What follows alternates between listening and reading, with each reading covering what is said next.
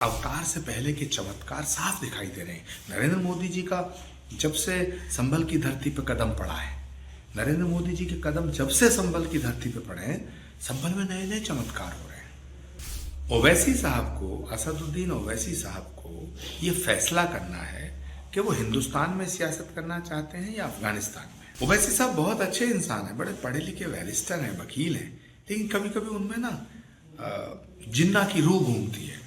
मंदिर के पंडे पुजारियों के लिए और जो भी कर्म कांड से जुड़े लोग हैं, अगर उनको भत्ता देने की बात केजरीवाल जी कह रहे हैं तो ये तो एक अच्छा फैसला है।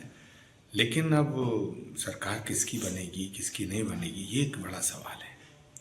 सरकार बनने के बाद अगर पुजारियों को भत्ता मिलता है, उनके जीवन यापन करने के लिए कोई धन की व्यवस्था होती है, तो बिल्कुल ये तो सराहनीय कदम है, मैं तो इसका स्वागत करूंगा। श्री कल्की धाम में कल संतों का एक चिंतन मनन और मंथन का कार्यक्रम है। चिंतन मनन और मंथन, और उसका विषय है संभल और सनातन। संभल और सनातन का रिश्ता क्या है, संभल और सनातन में संबंध क्या है, सनातन से संभल का क्या संबंध है। संभल एक पौराणिक भूमि है, संभल एक ऐतिहासिक भूमि है, संभल वो भूमि है जहाँ भगवान का अवतार होना है, और अवतार से पहले के चमत्कार साफ दिखाई दे रहे हैं। नरेंद्र मोदी जी का जब से संभल की धरती पर कदम पड़ा है, नरेंद्र मोदी जी के कदम जब से संभल की धरती पर पड़े हैं, संभल में नए नए चमत्कार हो रहे हैं। तो मुझे लगता है कि भगवान का जो अवतार है वो अब जल्दी होगा।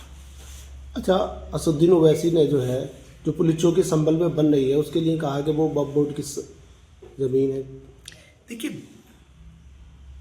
भारत में सारी भूमि भारत की है, ना इस बोर्ड की है ना उस बोर्ड की है। ओवैसी साहब को, असदुद्दीन ओवैसी साहब को ये फैसला करना है कि वो हिंदुस्तान में सियासत करना चाहते हैं या अफगानिस्तान में।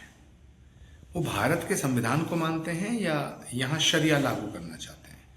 ओवैसी साहब बहुत अच्छे इंसान हैं, बड़े पढ़े लिखे बैरिस्टर हैं, वकील हैं, लेकिन कभी कभी उनमें ना जिन्ना की रूह घूमती है, जिन्ना की आत्मा आ जाती है।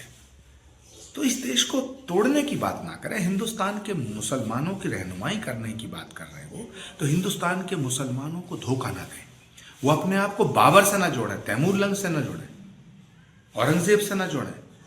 दुर्भाग्य की बात यह है कि ओवैसी साहब अपने आप को औरंगजेब, बाबर, तैमूर लंग इनसे जोड़ते हैं। उन्हें वीर अब्दुल हमीद, अशफाक उल्लाह खां, मौलाना आज़ाद, APJ कलाम इनसे जोड़ना चाहिए।